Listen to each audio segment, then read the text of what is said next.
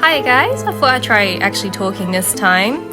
So, I got asked to share more of my Joseph gameplay, so that's what I'm going to do. With this particular video, I wanted to show some of my ranked gameplay. These were all 4-man kill victories as Specs Joseph because he is so cute. I love his little glasses, he just makes me die laughing. This was the ranked session that got me my B badge as photographer. So I'm going to show a couple of matches and I hope you enjoy watching. So this first match is on Chinatown, which is actually my favourite map for playing Hunter on. I also just really like the aesthetic of this map. I just think it's really pretty with all the lights. Anyway, this is my first camera and this is where all the survivors were hiding. I say hiding with quotation marks because some of them were just running. Okay, so I don't actually have a spawn point map for this map, as in like a cheat sheet. So this first survivor I find by complete luck. I have no idea that they were there. Yeah, you're gonna see it. Damn! I even scared myself with that one. I did not expect to find her there so soon into the match as well. That was pure luck. And now I'm taking her to the basement because where better to chair a survivor than in the basement, especially if you're Joseph. So I didn't bother going anywhere else with the camera countdown because there wasn't much time left. You see it's just about to collapse. 3, 2, 1, there we go, it collapsed. So there wasn't much point going anywhere else. I don't have teleport for this particular persona build. I've got blink at the moment. I do have trump card so I can switch to it, but there was no point. Not this early into the match. You can't even switch this early into the match. I was very sure that no one was going to try and rescue her. As you can see, her countdown is almost nearly done. All the other survivors are decoding and she's just sat there. Poor Patricia. Better luck next time, Patricia. But even so, I just wait it out just because you never know how sneaky survivors are, if they're going to try and sneak down and quickly save. But that wasn't the case this time. So it was at this point I did actually spot the mind's eye, so I went after Helena. She's gone into this building here, the restaurant. But I just heard the ciphers all pop, which was a telltale sign that I could find the camera image there of Painter, so I quickly downed him. So this is me really utilising the camera world abilities, because I could have just carried on chasing Helena, but I'm like, no, why chase one survivor when I can down 3? So I am about to chair the Painter's camera image. But I also find someone else at this cipher that only just popped. So I don't know why I thought about that. I just kind of stood there. But yeah, then I took Vera off to be chaired as well. Just as the countdown was about to end. That was very lucky. As you can see, I didn't get to chair the mind's eye, which perhaps I should have. But thinking back about it, the 3 of those survivors, it didn't really matter who I chaired because Painter was good to get down because he has a stun ability if he gets my face. Vera did need to be downed because she could just use perfume to heal herself if I just gave her chip damage. And oh, look at that! By pure luck, I just happened to find Vera at a cipher. Of course, you did see that I used my space-time ability. By tapping it once, it does point me in the direction of the nearest survivor, so I knew she was around there, but I didn't necessarily know it was her. Okay, so she's now chaired. I had a feeling that they were going to heal up and try to rescue her, which is what they are doing currently. Aw, she put in the really cute graffiti down on the floor. I love it when survivors do that. Okay, so am I doing space-time for any particular reason right now? Not really. It just looks cool. I could see here that Painter had been healed up by Helena. So Edgar's coming on his way to rescue, and there he is.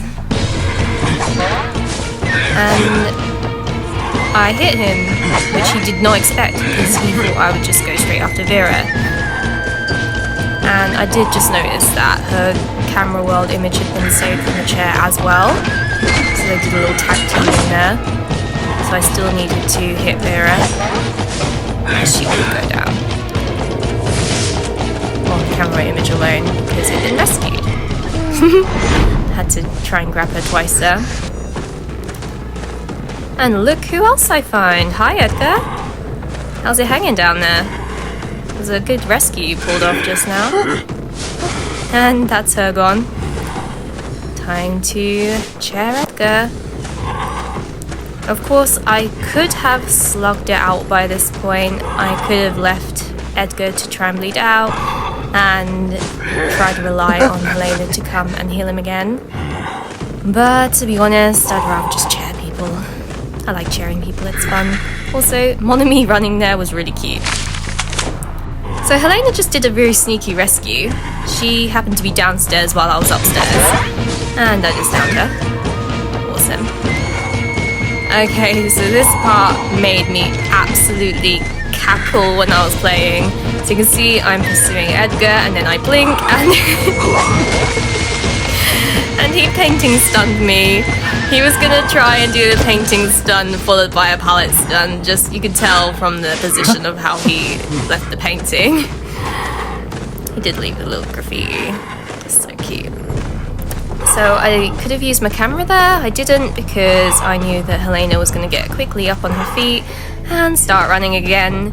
And because I've chaired Painter, it means that if she finds the dungeon, then she actually does have a chance of escaping, so long as I don't catch up to her. So at this point I was just trying to mind game her, and I missed my hit. Embarrassing. So yeah, luckily the dungeon was not there, but even if it was, it wouldn't have been open because Edgar was still chaired. So that was 4-man kill number 1 victory. So this next match takes place on Lakeside Village. It's not my favourite map for Joseph, in all honesty, just because he isn't the best at getting around in terms of mobility. But it's also not a bad map. There's not too many pallets on this map, which means that you can't get pallets stunned too easily. So this is the position of all the survivors at the start. And I do have a cheat map for this particular map. I didn't really refer to it too much because I saw Melly way off, and oh my life, I hate going against entomologists as Joseph. They really do my nutting with the bees. So I was very happy to find her first and get her on the chair. Even if it is just her camera image, I would still have to go searching for her actual body. And at this point I realised that I wasn't alone on the boat. I did see someone hop down the stairs, and look who I found. Another survivor I hate going against, Enchantress. So I get her down as well. I didn't have time to chair both images, which was really sad. And to be honest, I probably should have chaired Enchantress's image because it was her who was near me. That was the one who I saw going down the stairs. There she is again. I'm not entirely sure why she was going back up the stairs. I think she thought that she had time to save herself in the camera world, and she didn't. And I ended up using Blink on her, which was very sexy. And I got her down very fast, which was luck again, because Enchantresses with multiple stuns are definitely not Joseph's best friend. Any character that can stun, I just swear and curse because they are so annoying to go against. Okay, so at this point, I'm just gonna wait for my camera. There it is. And now, if they want to rescue her, they're gonna have to rescue her in both worlds so she doesn't go down again. As you can see, 2 people came to rescue, one of them being entomologist, Melly, the other one was First Officer, Jose, and this bit I actually got lucky on because obviously First Officer, when he rescues, they both look like him, and I just happened to hit Enchantress and not him. I could have gone after him, but honestly I just wanted to find Patty and get her back on the chair.